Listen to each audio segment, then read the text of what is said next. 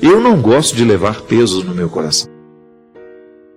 Toda vez que alguma coisa está sendo pesada para mim, eu faço questão de dar um jeito, porque eu não acho que é justo. Não é justo a gente ficar levando pesos. Não, essa vida precisa ser vivida com leveza. E a oração nos ajuda a alcançar essa leveza. Eu fico o tempo todo percebendo o movimento deste mundo que está em mim, que está de fora. Como nós seguimos, como nós temos que continuar mesmo com o coração pesado. A vida não para a gente sofrer. O mundo não para as suas atividades para que a gente tenha a oportunidade de viver os nossos lutos, os nossos sofrimentos.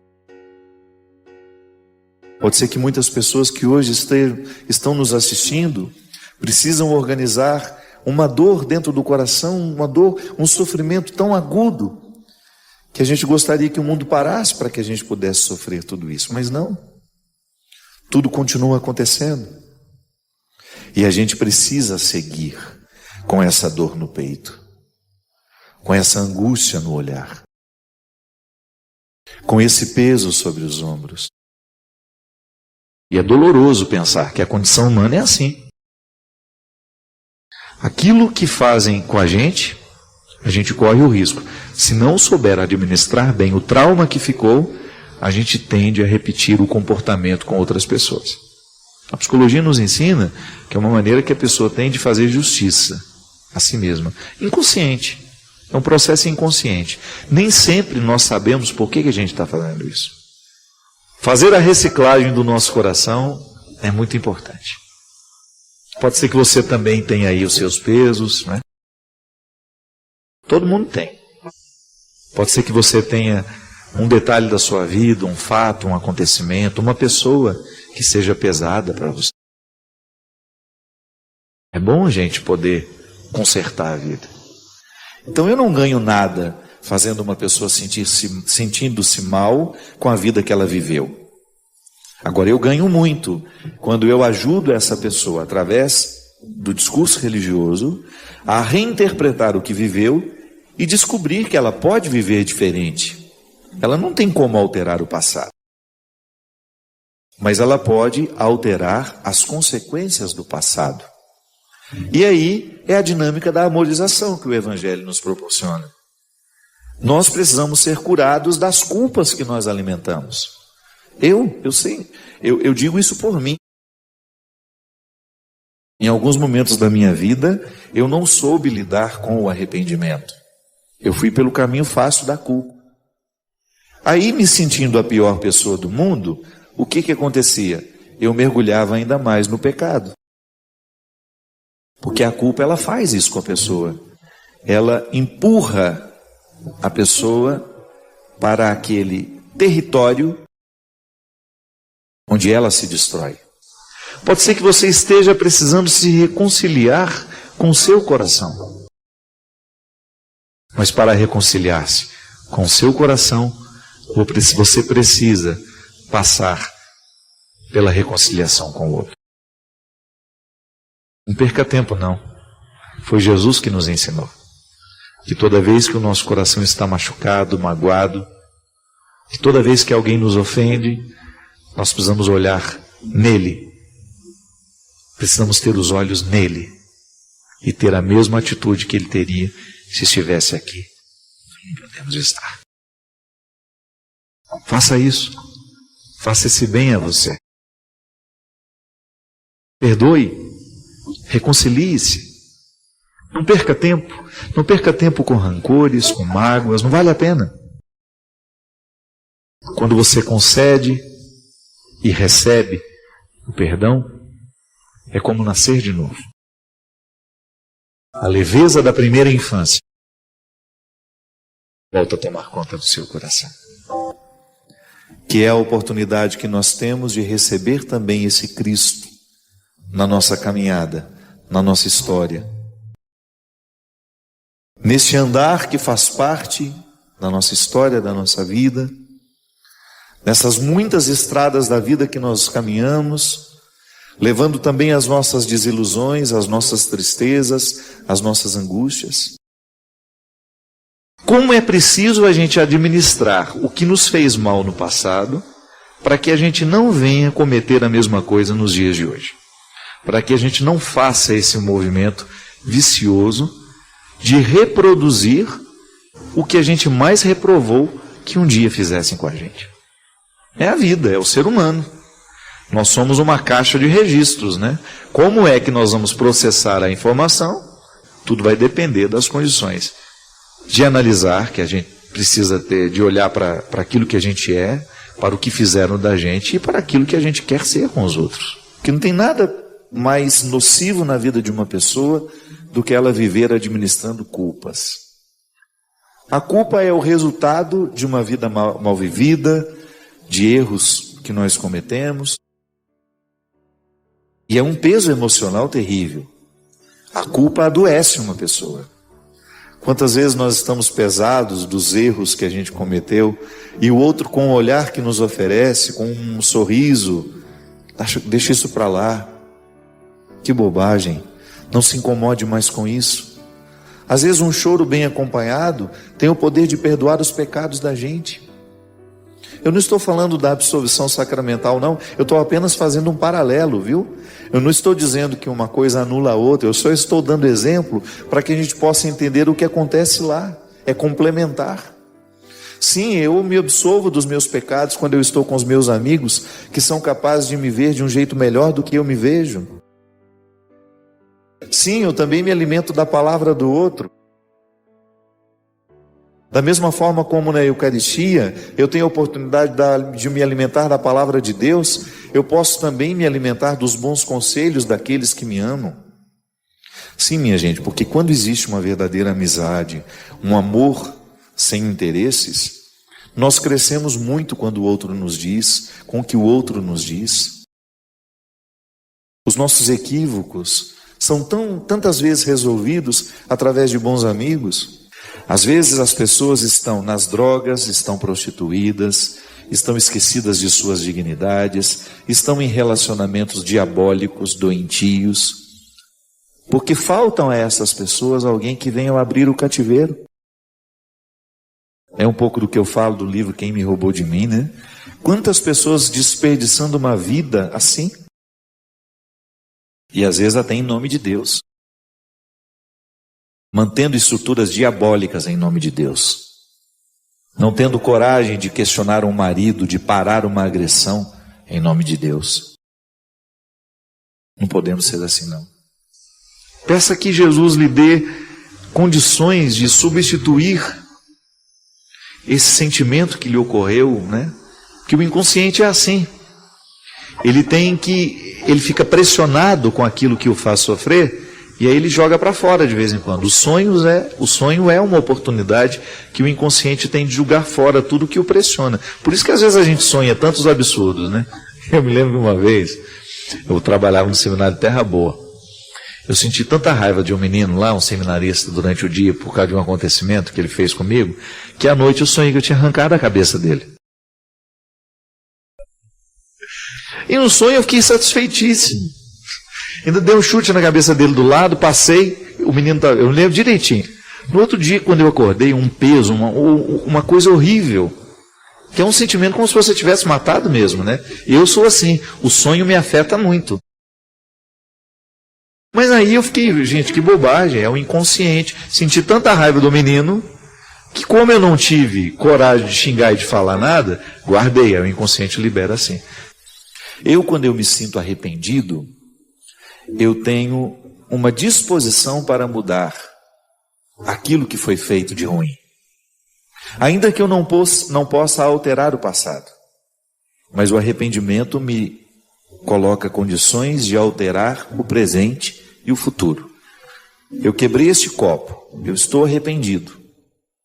Eu não tenho como reconstruir o copo, mas eu posso estabelecer uma relação diferente com os copos que virão a partir de agora. Só um exemplo simples de cuidado, né? Então tá bom, eu sei que o copo é frágil, eu não vou lidar com ele de qualquer jeito. Pego a fragilidade do copo e passo para refletir a minha. Eu sou uma pessoa frágil. Eu sei exatamente que, se ficar exposto a um determinado tipo de situação, o diabo faz a festa em mim. Então eu prefiro não me expor àquelas situações. Ah, mas e se é ficar alienado? Não. É ficar dentro daquilo que eu sei que é melhor para mim. Eu não tenho necessidade de me expor a determinadas situações que eu sei que falarão alto demais e que poderão muito bem me retirar do meu eixo. Sim, quando nós estamos com o outro, nós nos alimentamos da presença do outro. Eu sempre digo isso. Quando nós nos sentamos à mesa, não é só o corpo que nós alimentamos, não é só a fome do corpo que nós matamos. Nós matamos também a fome que nós temos uns dos outros. Isso é eucarístico. Estar à mesa com o outro é eucarístico. Nós estamos nos alimentando do que o outro espiritualmente nos oferece, seu amor, sua amizade, sua fidelidade, sua compreensão. Estar à mesa com um filho, sem pressa, com demoras, com o luxo da demora, né? Porque hoje demorar é um luxo. A gente quase que não tem direito a demorar. Fast food, sempre muito rápido. Comemos rapidamente. Às vezes não sentamos à mesa. Não dá tempo. Não temos tempo. Então, quando nós temos este tempo a perder, como diz na música Paciência, a gente comemora. Porque estamos juntos, com demora, sem pressa. Isso é eucarístico. Porque estou arrependido, eu quero, necessito dar continuidade ao que o arrependimento me propõe. Talvez seja para nós isso.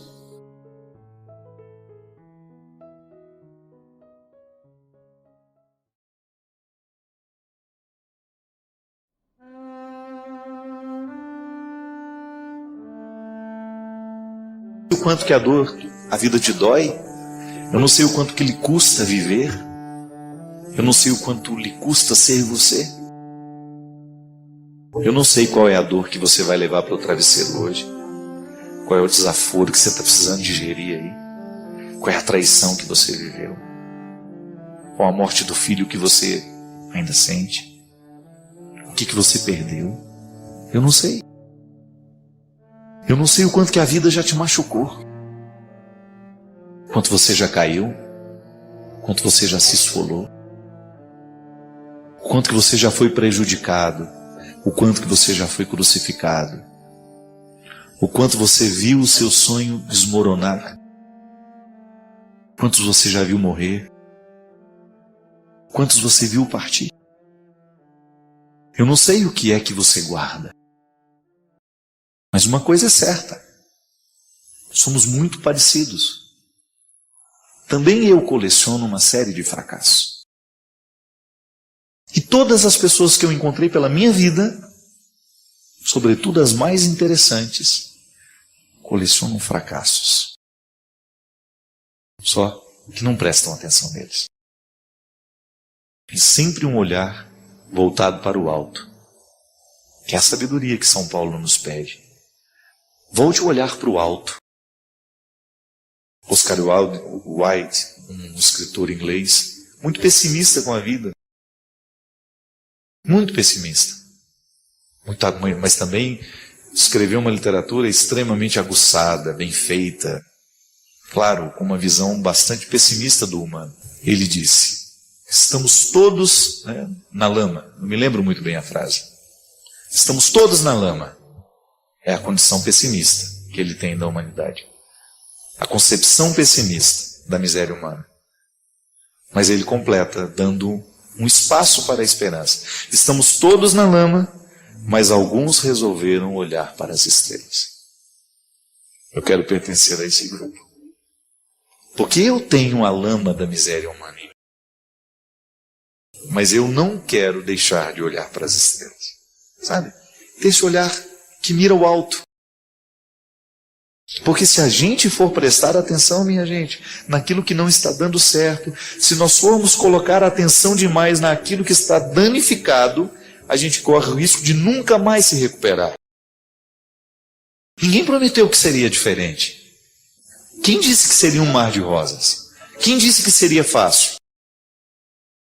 Chegar à glória da ressurreição requer passar pelo Calvário. Foi com Jesus e vai ser com todos nós.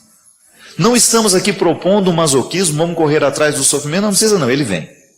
Ser gente já é condição sine qua non para que o sofrimento aconteça. Então não vai precisar correr atrás dele não. Agora, na hora que ele chegar, receba-o do jeito certo. Não permita que o seu sofrimento se transforme em amargura. A amargura nos mata aos poucos, provoca até câncer em nós. Agora, faça do seu sofrimento um degrau para que você possa chegar nesse sepulcro vazio, que é o lugar de todos nós. É tão bonito o significado do sepulcro, né? É lugar dos mortos, mas já está vazio. A conexão humana continua.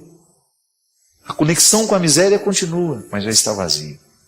Significa que quando eu olho para aquele sepulcro, eu descubro que as minhas misérias foram ali sepultadas e estão ressuscitadas agora, transformadas, glorificadas naquele que morreu por mim.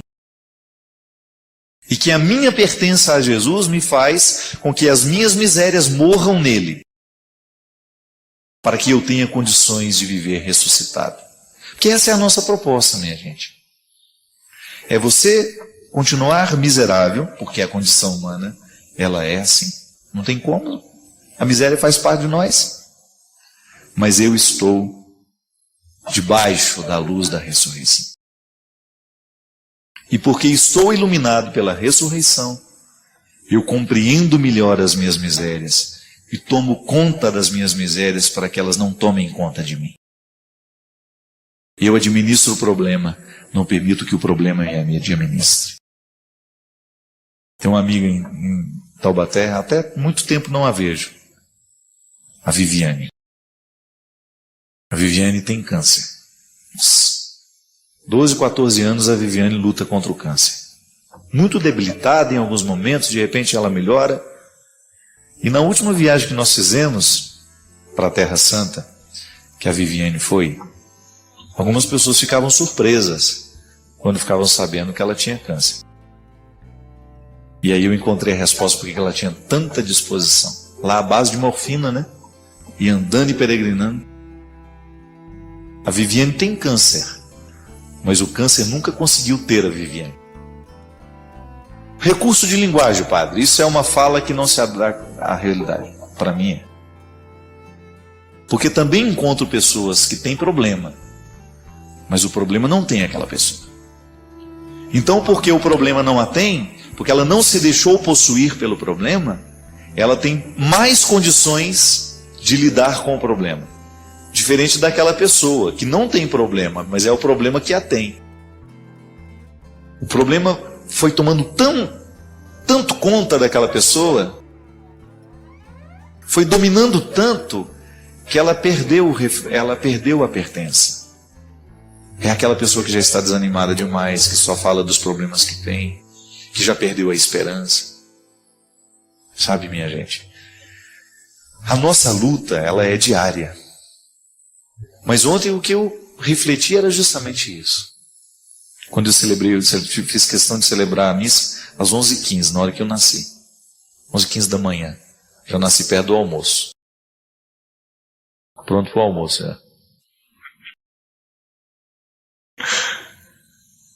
por isso que eu sou um bom prato, isso mesmo. Nasci na hora do almoço, nasci com fome. E o evangelho de ontem me chamou muita atenção. Porque, não sei se você participou da liturgia de ontem, é aquele evangelho em que Judas come o pão, molha no vinho, come, e logo em seguida ele traz Jesus. E eu fiz uma reflexão muito simples, ela nem é exegética, porque nunca ouvi um exegeta falar sobre isso. Durante o banquete, enquanto todos estavam com fome, Judas ainda era fiel. Na hora que matou a fome, que ele estava saciado, ele se encorajou para a traição. Mas sabe o que eu pedi a Deus ontem? que eu fosse alguém que tivesse sempre fome. Que eu nunca me sentisse saciado. Porque se eu me sentir saciado, eu corro o risco de trair o que há de mais sagrado. Eu quero continuar com fome. Nem a faca, nem queijo. Eu quero é fome. Eu quero é continuar com a minha alma desejosa. Eu quero é continuar sedento de vida. Não quero me sentir satisfeito. Porque eu tenho, claro, satisfação temporária, na medida certa. Eu não quero é estar naquela sensação de que já alcancei tudo o que de mim eu poderia alcançar. Não. Eu quero sempre alimentar essa fome. A saciedade, ela corre o risco de nos colocar indispostos, né? Um para o outro. É igual um almoço. Quando você reúne, antes do almoço, todo mundo conversa e todo mundo fala. À medida que as pessoas vão comendo, vão se alimentando, elas vão ficando pesadas, né? Depois você fica incapaz de dar um recado se você precisar, porque o alimento pesou. Então a fome tem um significado interessante. Ela nos dá uma disposição para ir atrás do alimento. É isso que eu quero. Fazer da minha vida uma experiência constante de fome. Desejar ardentemente viver. E nunca sentir que a satisfação encontrada é o ponto final das minhas procuras e das minhas buscas. Alimentar a fome pode parecer contraditório. Alimentar o nosso desejo pela vida. E quando a gente está com esse desejo de viver, ser capaz de passar pelos calvários diários para que a nossa ressurreição aconteça. Bem, Padre Fábio, eu tenho muita dificuldade para assumir uma postura equilibrada. Meus afetos estão cada vez mais desordenados e isso tem afetado as minhas relações de trabalho e também de família. Isso é uma característica dos nossos dias, Padre, pois vejo muita gente vivendo da mesma forma. Uma amiga sugeriu que eu seria bipolar, mas eu não acredito nisso. Não me sinto bipolar. O que sinto é realmente uma falta de equilíbrio nos meus afetos. Marta, realmente o equilíbrio é sempre o caminho mais difícil, né? Até filosoficamente falando, eu me lembro quando eu fiz faculdade de filosofia, e tinha um professor muito sábio, que ele dizia que toda vez que nós estamos diante de posturas extremadas, é sempre bom a gente ter a oportunidade de ver o oposto daquele extremo, para a gente poder se posicionar no meio e tentar sentir como é viver entre os extremos, tentando encontrar esse equilíbrio. Aí ele dizia que quando a gente se dispõe a fazer isso, uma sabedoria toma conta de nós. Primeiro porque você tem a necessidade de descobrir como é que funcionam os dois lados, né? O que pensam os extremos. E ao mesmo tempo você fazer a síntese para viver aquilo. Afetivamente a luta é a mesma, né? Não é só do ponto de vista intelectual que nós precisamos buscar o equilíbrio. Por exemplo, amar um filho. Amar um filho é um exercício de equilíbrio. Porque você não pode permitir o tempo todo, mas você também não pode negar o tempo todo. A manifestação equilibrada do amor é que vai fazer com que o filho possa saber que você é uma autoridade que ama e que porque ama estabelece limites. Muitos pais erram no momento em que permite demais porque tem medo, né, de negar e o filho encontrar na negação uma forma de interpretar um desamor. Não. Agora, o equilíbrio nas relações humanas, ele vai passar o tempo todo, ele vai ser uma necessidade o tempo todo, porque nós nem sempre sabemos quando é que nós estamos neste equilíbrio. Muitas vezes pode as pessoas estarem amando demais, cuidando demais, mais do que deveria, achando que aquele é o ponto do equilíbrio. O que faz a gente viver esse desequilíbrio? São muitos os motivos nos dias de hoje. E um fator que tem sido muito determinante é o estresse, nascido da própria exigência. Nós somos muito exigidos. E essa exigência, às vezes, ela é inconsciente. Nós a estabelecemos para nós mesmos e nós a recebemos dos outros. Muitas vezes a gente fica pressionado para ter que dar conta da vida. Eu tenho que ser uma boa esposa, eu tenho que ser um bom esposo, eu tenho que ser um bom profissional, eu tenho que ser um bom aluno. E a gente acaba jogando uma energia para a gente alimentar esse motor. É como se nós fôssemos um barco movido a carvão, né? Aquele fogo lá dentro que você tem que jogar lenha para alimentar, para dar energia àquele navio, igual era o Titanic, né? Para ele andar naquela velocidade toda, que foi fatídica naquele caso. Os trabalhadores fizeram muito esforço para aquele navio chegar naquela velocidade. Nós fazemos às vezes a mesma coisa, nós gastamos muita energia e de repente o próprio organismo não aguenta. Então nós temos muitas vezes, como causa desse desequilíbrio, o estresse. Eu me lembro que uma vez nós falávamos aqui no quanto que a irritabilidade hoje é um fator muito sério, né? Existe até esqueci o nome técnico disso, a explosão, né? Que muitas vezes a pessoa no trânsito fechou o sinal e não passou, ou foi lento, a pessoa se irrita tanto que ela é capaz de, se ela tiver uma arma, matar. Esses desequilíbrios, como você disse, nascem de estilos de vida. A gente precisa ter um cuidado para que a gente não entre dentro de um ritmo de vida que seja desonesto com a gente. Então, na hora que eu posso ficar sozinho, a minha solidão é sagrada. Ah, você está sendo egoísta. Não. Eu estou dando o alimento que a minha alma precisa para que depois, na hora em que eu sair, que eu ir a campo, que eu ir para o meu trabalho, eu tenha a possibilidade de estar reenergizado para eu viver esse equilíbrio na relação com as pessoas. Porque eu também tenho vontade de meter a mão na cara de muita gente. Eu também tenho, você não tem não, Renato? De vez em quando você não tem vontade de furar o pneu do carro do outro, de dar um tiro na pessoa, pegar um pedaço de pau e sair batendo em todo mundo, não é? Todo mundo sente isso, não é nenhuma vergonha a gente admitir isso. Porque às vezes a gente tem vergonha de admitir. Nossa, padre, é verdade. Se eu pudesse eu dava uns tapas em muita gente de vez em quando. Mas eu estou assumindo aqui a minha crueza como pessoa. Mas eu não tenho o direito de fazer isso.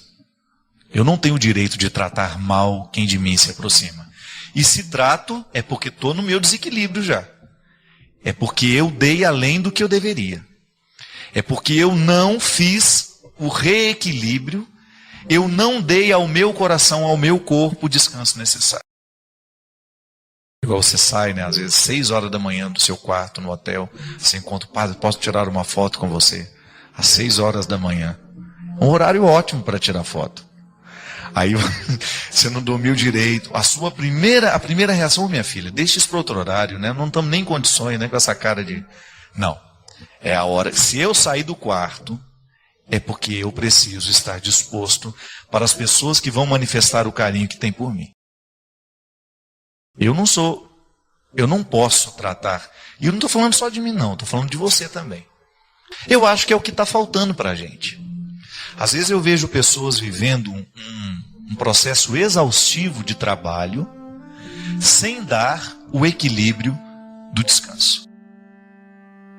Quando nós não fazemos este equilíbrio, a gente acaba provocando, porque aí é um desequilíbrio físico. O corpo está cansado, não dormiu o tanto que deveria ter dormido, e você depois não consegue ser, do ponto de vista afetivo, equilibrado. Feliz demais, triste demais, próximo demais, distante demais. Tudo isso aqui pode ser pode ser resultado de um corpo que está cansado. Minha gente, você já me escutou falar muitas vezes aqui, da necessidade de nós termos uma atividade física. Ah, padre, mas eu não tenho tempo. Precisamos arrumar uma forma, ainda que seja uns 10, 15, 20 minutos, de ter um momento pessoal. A reflexão ajuda muito a gente. A oração, engraçado, né? O que os indianos, os orientais, o yoga, o que é o yoga para os orientais? É o momento voltar o equilíbrio da energia. A oração na vida cristã é a mesma coisa. Você não pode fazer da sua oração um momento de cansaço, né? Para aumentar o cansaço. Embora às vezes a gente vai na missa, a gente sai cansado. Mas não deveria ser assim. O meu momento de oração, ele tem que ser para me dar este equilíbrio. Por isso que eu gosto de, quanto mais silencioso o ambiente, se você puder na sua casa, antes de você dormir, fazer a sua reflexão num espaço que seja silencioso. Muito embora a vida esteja cada vez mais ruidosa, né? Eu fico impressionado de ver, as cidades não dormem, gente. Tenha a oportunidade, Marta, de chegar na sua casa. Primeiro, faça uma análise do seu estilo de vida. Será que você está se dando este espaço de solidão tão necessário? Será que você está buscando este equilíbrio entre trabalho e lazer? Não precisa ser luxuoso não, viu, minha gente? Eu tenho chegado cada vez mais à conclusão que o maior luxo que nós podemos experimentar nessa vida é, às vezes, o direito de você ficar sozinho. Tem nada mais luxuoso do que isso, né? De você poder se recolher num lugar sem que os outros fiquem gritando, te pedindo, te implorando. Você ser respeitado, isso é luxuoso demais. O outro respeitar o seu espaço. Você ter o direito de viver o seu cultivo pessoal. Isso é muito luxuoso. Porque às vezes você encontra pessoas que têm muito dinheiro, têm muita posse, têm lugares maravilhosos por onde ela possa ir e viver e descansar, mas ela já não tem mais nem esse direito. Então, luxo mesmo, no fundo, o que conta é a possibilidade que nós temos de viver esse sossego. Eu, por exemplo, no meu estilo de vida que eu tenho analisado, sempre gosto de falar a partir de mim, eu tinha uma mania de ligar a televisão toda hora que entrava em casa. Tenho mudado esse hábito. E tenho feito de tudo para que lá em casa, na hora da nossa refeição, ou no momento em que a gente está conversando, a televisão não esteja provocando ruídos que venham nos cansar também. Eu tenho a graça de viver numa região, num lugar onde eu tenho poucos ruídos urbanos. Mas eu enfrento eles o tempo todo, porque a minha vida é andar por esse país, né? Como diz a música que eu canto.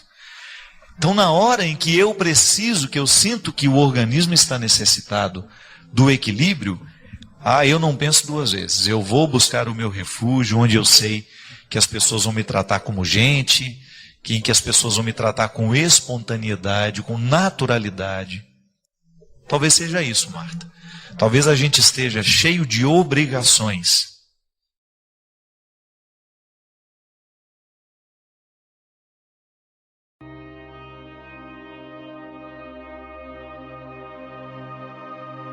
Padre Fábio, se Deus é onipresente, Ele é dono do bem e do mal? Querida, o fato de ser Deus onipresente não tem nada a ver com a origem do mal. Porque onipresente é aquele que está em todos os lugares, né? A onipresença de Deus. Então Deus está aqui, Deus está aí com você, Ele está presente em todos os lugares. A questão da origem do mal é uma questão teológica muito discutida. Nós temos uma reflexão muito bonita, a teologia cristã, católica, tem uma reflexão muito bonita a respeito do mal, da origem do mal. Mas o mais importante em tudo isso, porque eu sei que o que mais nos incomoda é isso, né? É pensar, se Deus é bom, como é que coisas ruins podem acontecer? Quem é que faz acontecer tudo isso de ruim? Nós temos uma explicação interessante que é a origem do pecado, né? O pecado como porta que abriu para que o mal pudesse ter poder sobre nós. Aí você tem toda a metáfora do paraíso que foi perdido, da maçã que foi comida, da expulsão de Adão e Eva daquele espaço que Deus havia colocado para que eles pudessem viver em harmonia. Nós temos esta parábola, né, como um indício de que o mal surgiu justamente no momento em que nós quebramos a aliança com Deus. No momento em que Adão e Eva quiseram ser deuses, esqueceram da condição humana, esqueceram de quem eles eram e quiseram ser quem eles não poderiam ser. E a partir do momento que a gente quer o que não é de direito, a gente começa a estabelecer injustiça, né? Já observou isso? Quantas coisas ruins acontecem justamente porque a gente não sabe reconhecer que não é nosso? Por que o roubo é um mal em si? Roubar alguma coisa de alguém é um mal. Isso é mal porque eu não respeito o espaço que está delimitado. É do outro, mas eu quero para mim.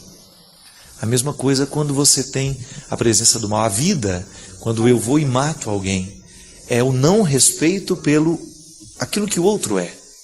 A violência ela tem origem nisso, né? Agora, o que me faz ser mal?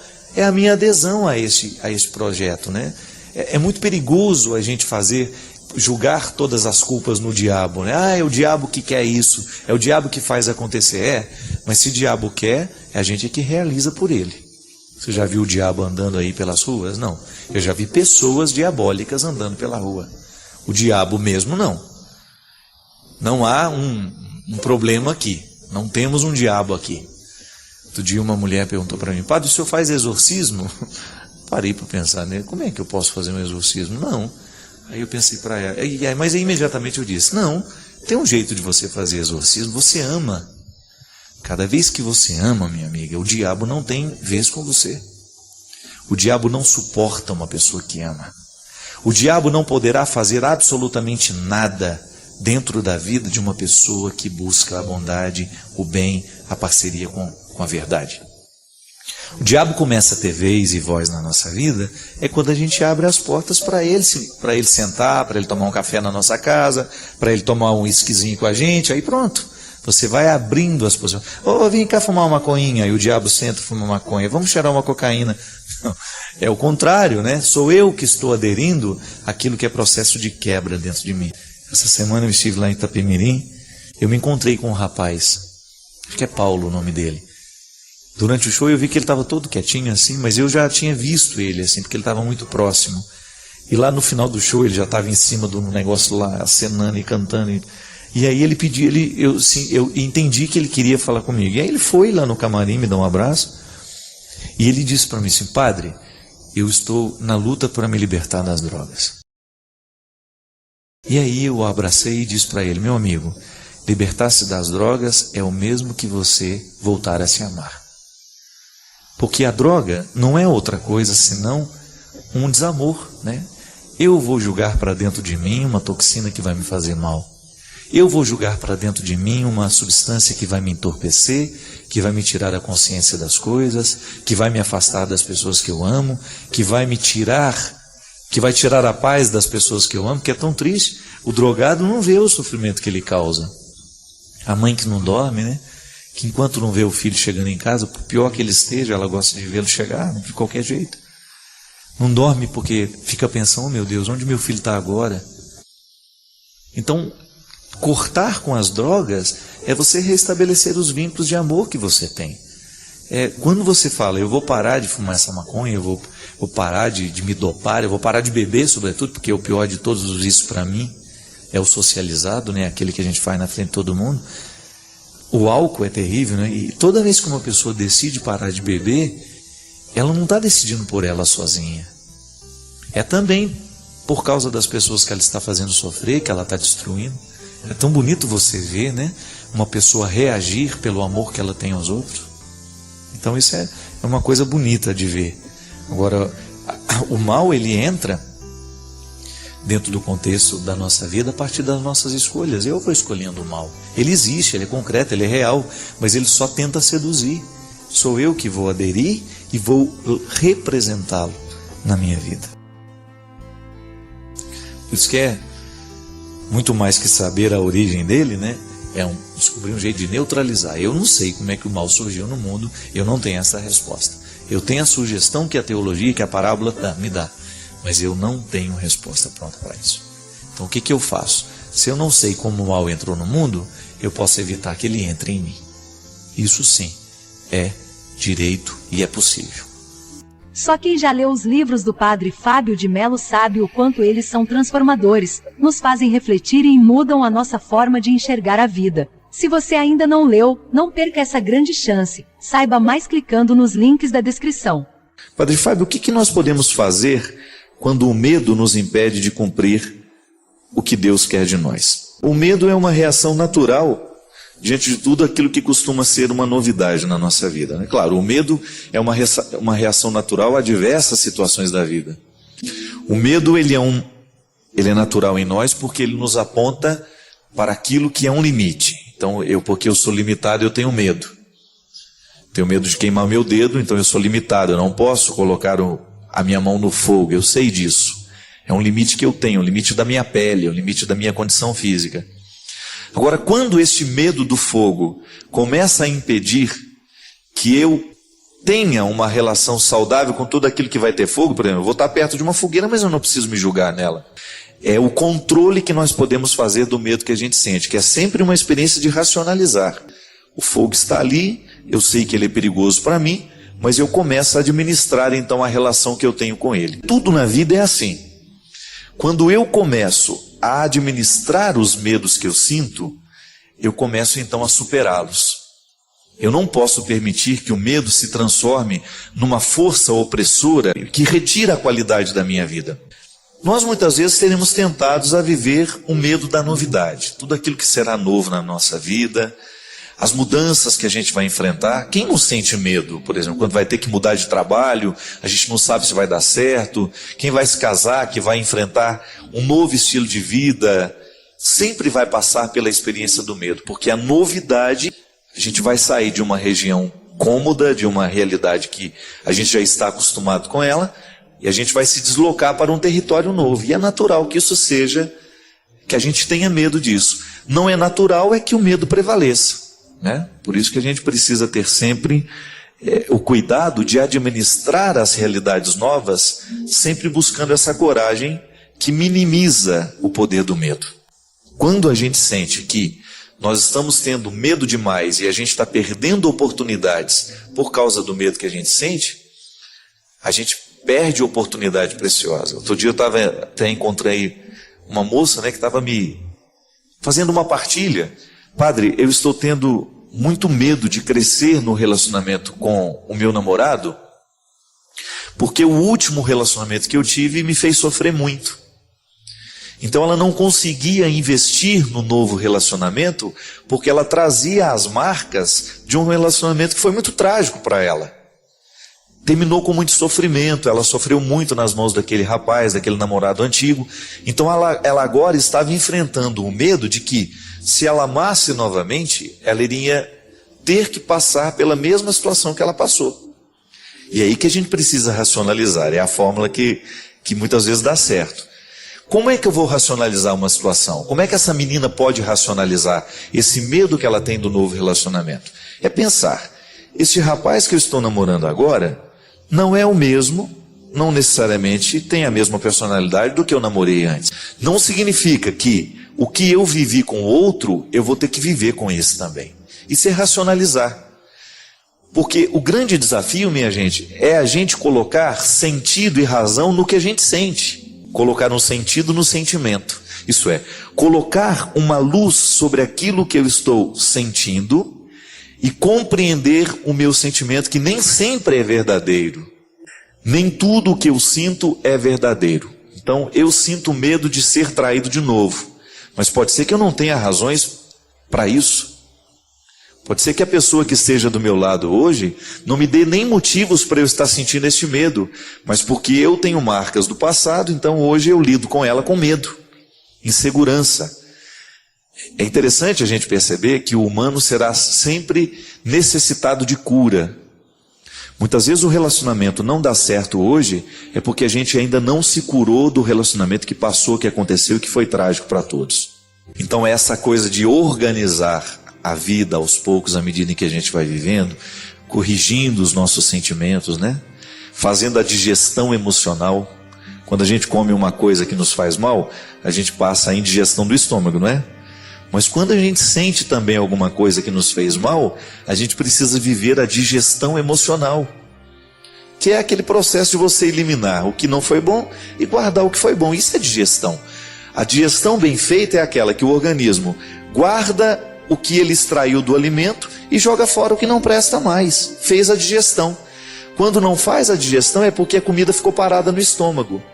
E como o estômago não foi feito para ficar guardando a comida, mas ele foi feito só para ser um instrumento para aquela comida ser digerida e ser jogada as proteínas, vitaminas, os sais minerais dos nossos alimentos para o sangue continuar alimentando o corpo, o estômago não foi feito para ficar um lugar de depósito.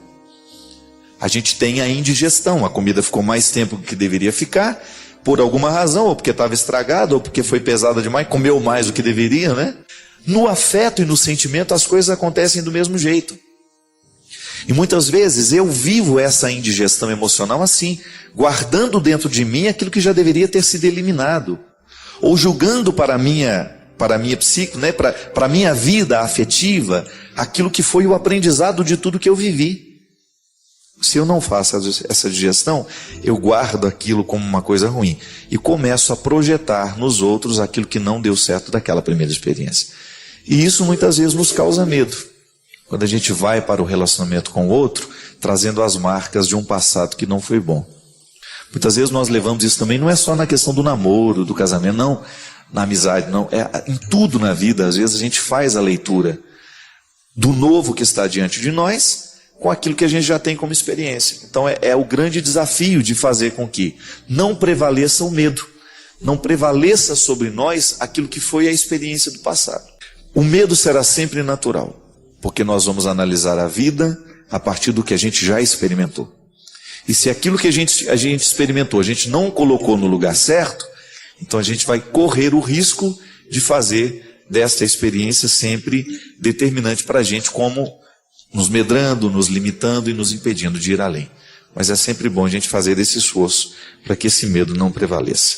Padre Fábio, o que nós podemos fazer quando o medo nos impede de cumprir o que Deus quer de nós? O medo é uma reação natural diante de tudo aquilo que costuma ser uma novidade na nossa vida, né? Claro, o medo é uma reação natural a diversas situações da vida.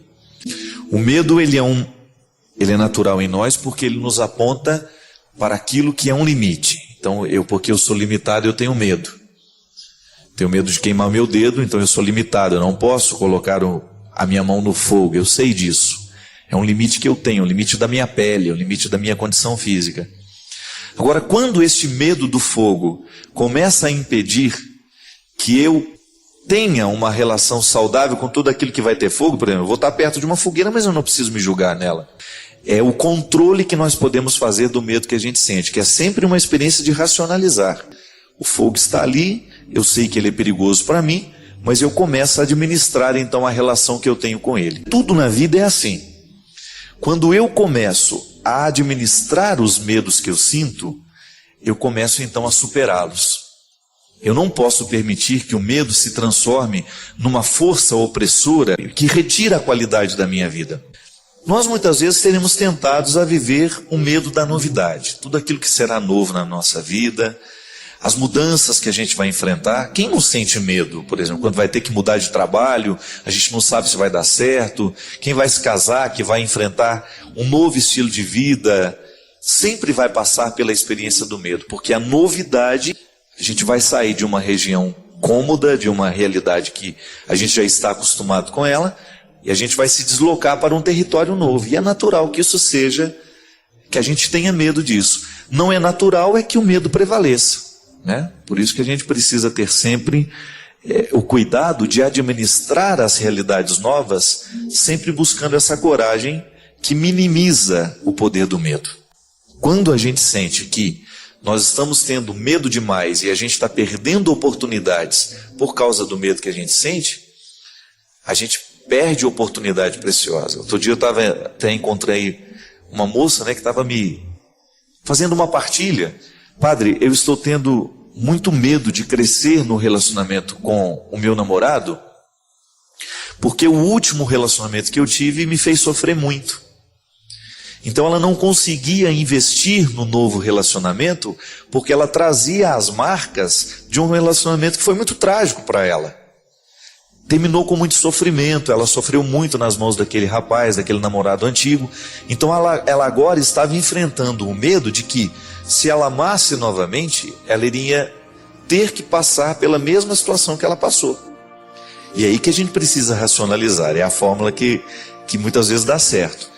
Como é que eu vou racionalizar uma situação? Como é que essa menina pode racionalizar esse medo que ela tem do novo relacionamento?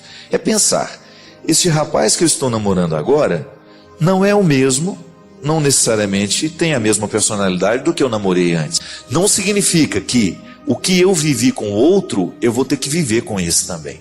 e se racionalizar.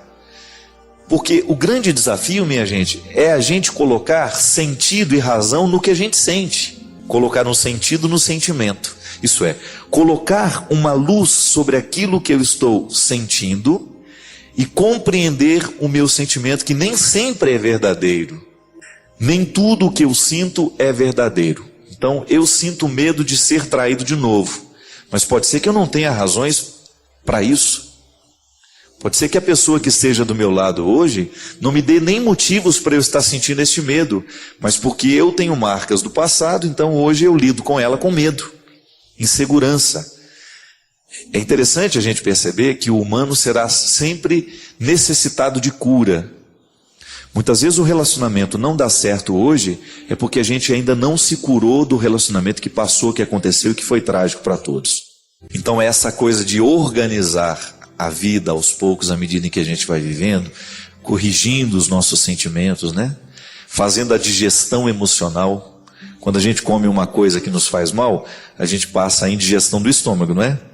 Mas quando a gente sente também alguma coisa que nos fez mal, a gente precisa viver a digestão emocional, que é aquele processo de você eliminar o que não foi bom e guardar o que foi bom. Isso é digestão. A digestão bem feita é aquela que o organismo guarda o que ele extraiu do alimento e joga fora o que não presta mais. Fez a digestão. Quando não faz a digestão é porque a comida ficou parada no estômago. E como o estômago não foi feito para ficar guardando a comida, mas ele foi feito só para ser um instrumento para aquela comida ser digerida e ser jogada as proteínas, vitaminas, os sais minerais dos nossos alimentos para o sangue continuar alimentando o corpo, o estômago não foi feito para ficar um lugar de depósito. A gente tem a indigestão, a comida ficou mais tempo do que deveria ficar, por alguma razão, ou porque estava estragada, ou porque foi pesada demais, comeu mais do que deveria, né? No afeto e no sentimento as coisas acontecem do mesmo jeito. E muitas vezes eu vivo essa indigestão emocional assim, guardando dentro de mim aquilo que já deveria ter sido eliminado, ou julgando para a minha psique, né? para a minha vida afetiva, aquilo que foi o aprendizado de tudo que eu vivi. Se eu não faço essa digestão, eu guardo aquilo como uma coisa ruim e começo a projetar nos outros aquilo que não deu certo daquela primeira experiência. E isso muitas vezes nos causa medo. Quando a gente vai para o relacionamento com o outro, trazendo as marcas de um passado que não foi bom. Muitas vezes nós levamos isso também, não é só na questão do namoro, do casamento, não, na amizade, não. É em tudo na vida, às vezes a gente faz a leitura do novo que está diante de nós, com aquilo que a gente já tem como experiência. Então é o grande desafio de fazer com que não prevaleça o medo, não prevaleça sobre nós aquilo que foi a experiência do passado. O medo será sempre natural, porque nós vamos analisar a vida a partir do que a gente já experimentou. E se aquilo que a gente experimentou, a gente não colocou no lugar certo, então a gente vai correr o risco de fazer desta experiência sempre determinante para a gente, como nos medrando, nos limitando e nos impedindo de ir além. Mas é sempre bom a gente fazer esse esforço para que esse medo não prevaleça.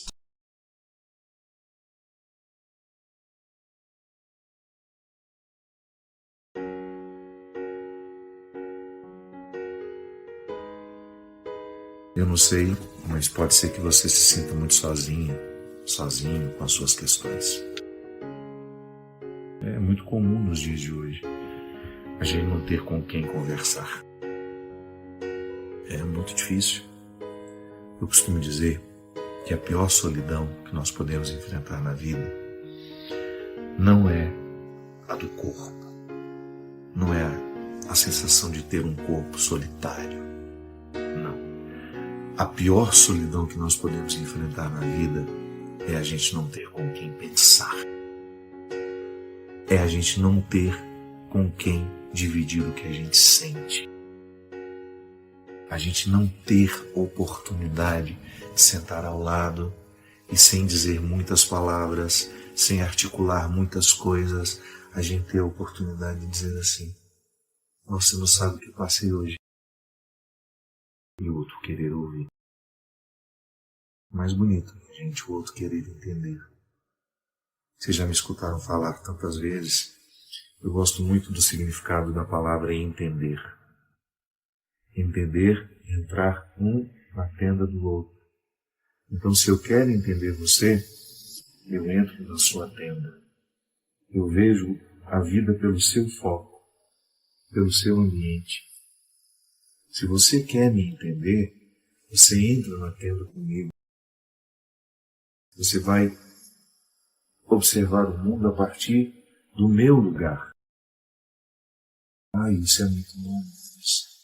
Quando você se sente entendido, quando você não precisa ficar multiplicando as palavras para o outro ter acesso ao que você está sentindo, o que você está pensando. Então é muito salutar quando a gente constrói uma intimidade assim. Eu continuo o primeiro responsável pela minha felicidade. Mas eu encontro pessoas que se dispõem a viver comigo essa busca e essa procura e esse entendimento. Não é? Então, quando eu me sinto solitário, qual é a pior solidão que me atormenta? É às vezes não ter com quem pensar. É a solidão do pensamento. É a solidão, talvez a pior. Quando você se casou com um homem, com uma mulher, se você dorme na mesma cama a vida inteira e você sente que não dá nem para pensar alto, porque seu mundo não interessa ao outro. O mundo do outro não lhe interessa. Seus sentimentos não interessam a ninguém. Aquela casa cheia de gente e você tão solitário com a sua dor, e você tão sozinho com as suas mágoas, com os seus sentimentos, e ninguém ali disposto de alguma forma aproximar. Tá bom. Quando nos falta isso, criemos os caminhos para que a gente tenha condições de chegar, pelo menos a um pequeno entendimento que nos faça suportar o momento. Por isso que eu estou dizendo, pode ser que você experimente a pior de todas as solidões. Você não ter a oportunidade de ter alguém que escute, que se interesse por você. Eu sei que é difícil. Eu sei que é muito difícil. Por isso que eu tenho criado toda e qualquer oportunidade para a gente poder conversar. Que para mim também faz bem, sabe? Eu nunca me esqueço. Então, estar aqui com vocês, de alguma forma conversar, participar nesse espaço que vocês me permitem, é um prazer inenarrável. Porque eu também fico abastecido quando converso com vocês. Quando eu tenho a oportunidade de dividir a minha vida com vocês.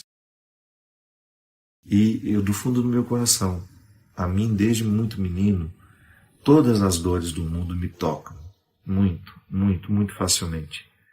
Eu vivo tudo aqui, muito à flor da pele. Eu não sou um cara que guarda para sentir depois, não. A vida me impacta o tempo todo. E as dores das pessoas... as dores das pessoas, elas são minhas também, por vocação mesmo. É impossível a gente ser padre e ficar indiferente ao que as pessoas sofrem. Então, como padre, eu sei do meu papel. E eu sei que o que às vezes você precisa é de alguém que lhe escute, ou que alguém que fale com você.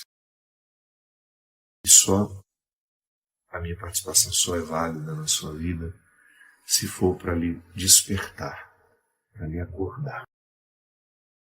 Primeiramente, para você ter a consciência de que você é o primeiro responsável pela sua felicidade. Você é a primeira responsável pela sua felicidade. E se por acaso precisar de mim, quero estar sempre aqui. Sempre. Um compromisso de nunca permitir que as minhas redes sociais, que o meu lugar de encontro com vocês, possa ser um obstáculo à felicidade, à realização humana.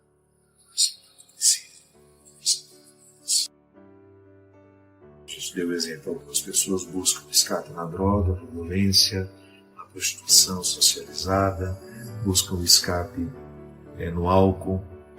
E a gente estava dizendo que a gente tem 1000 escapes maravilhosos. A gente se embriaga de amigos, a gente se embriaga de boa literatura, a gente se embriaga de música, porque é isso que a gente precisa fazer. Tantas coisas maravilhosas aqui à nossa disposição, tantos artistas maravilhosos que criaram obras espetaculares, únicas, para nos fazer sair de nós e não ficar alienados, né? Que às vezes a gente tem a impressão de que o sair de nós é para ficar lá eternamente. Não, é igual a subida ao Monte Tabor, que os discípulos tiveram a tentação de dizer: Senhor, vamos armar para nós aqui algumas tendas. Nós armamos algumas na intenção dos nossos profetas, dos nossos ancestrais, e a gente fica aqui o resto da vida, a gente nunca mais desce para a planície. E Jesus disse: não. A gente sobe, é para refazer o espírito, e depois a gente desce para conviver melhor com aqueles que precisam de nós. Meus queridos, que Deus abençoe a nossa vida, o nosso coração. Se você acha que esse conteúdo foi importante para você e pode ser para alguém, e você recomenda. Que Deus abençoe muito vocês. Que nunca lhes falte esse primeiro movimento que lhe faz ser o primeiro responsável pela sua felicidade, mas também que nunca lhe falte uma bonita oportunidade de você partilhar isso e receber e de oferecer também caminhos para que os outros sejam felizes também da mesma forma que você deseja. Sobre a sua vida, sobre o seu coração, a bênção do céu.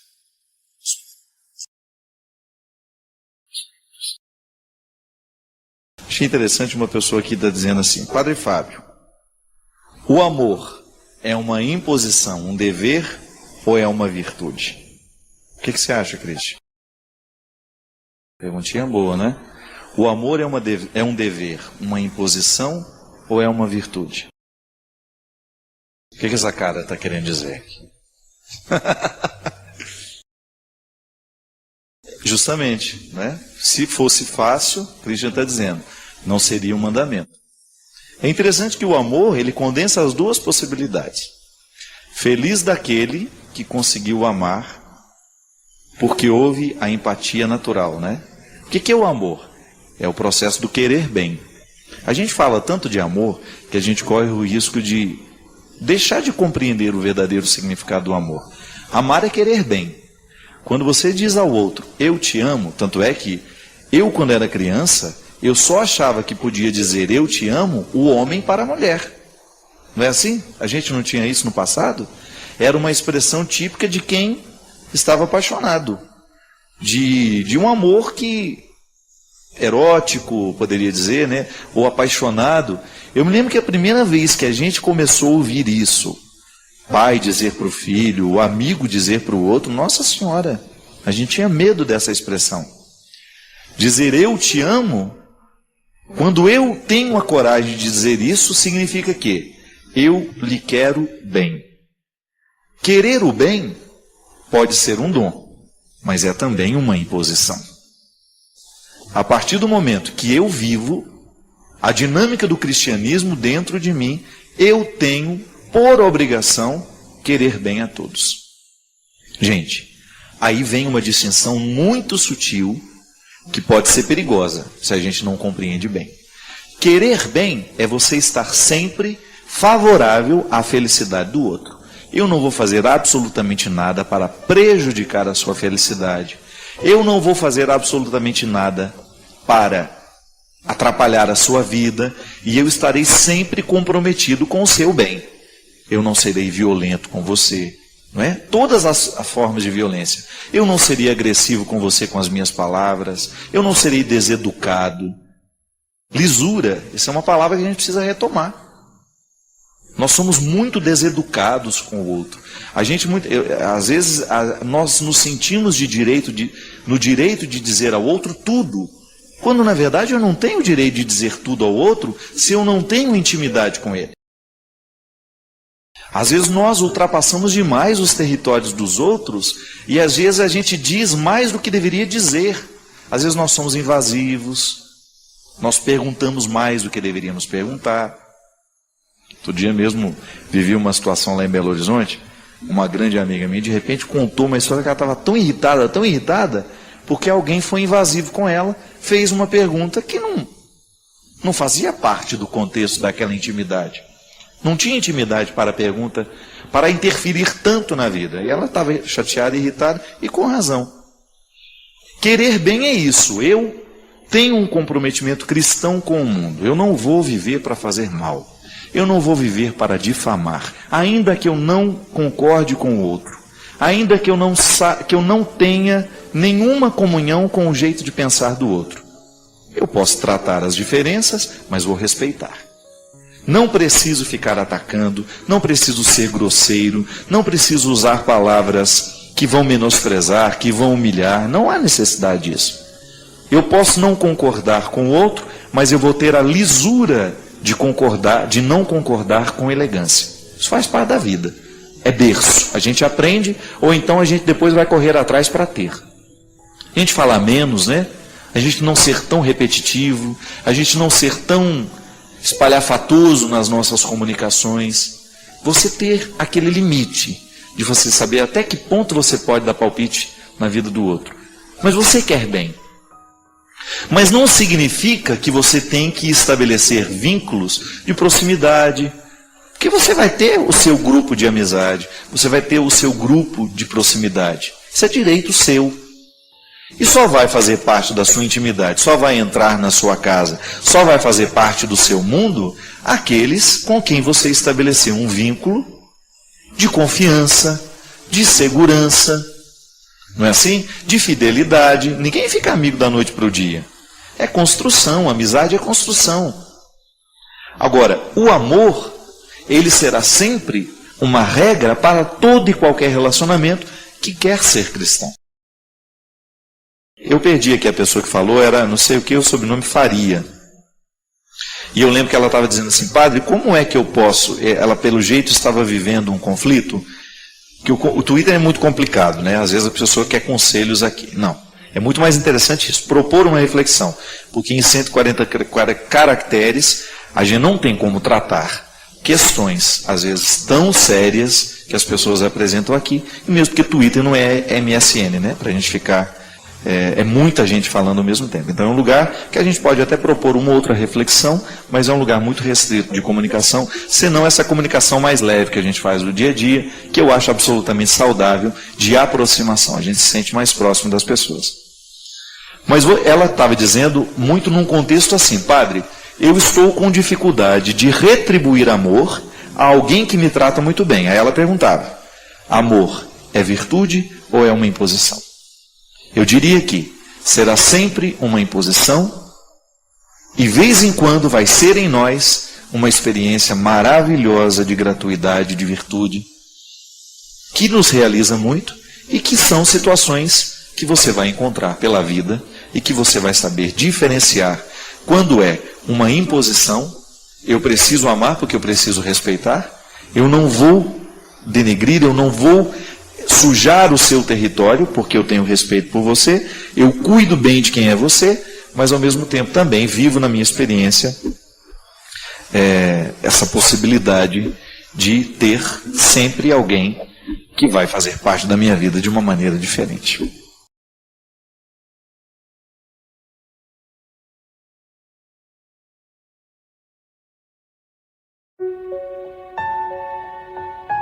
Deixe seu like, inscreva-se e compartilhe para fortalecer o canal. Inscreva seus pedidos de orações nos comentários.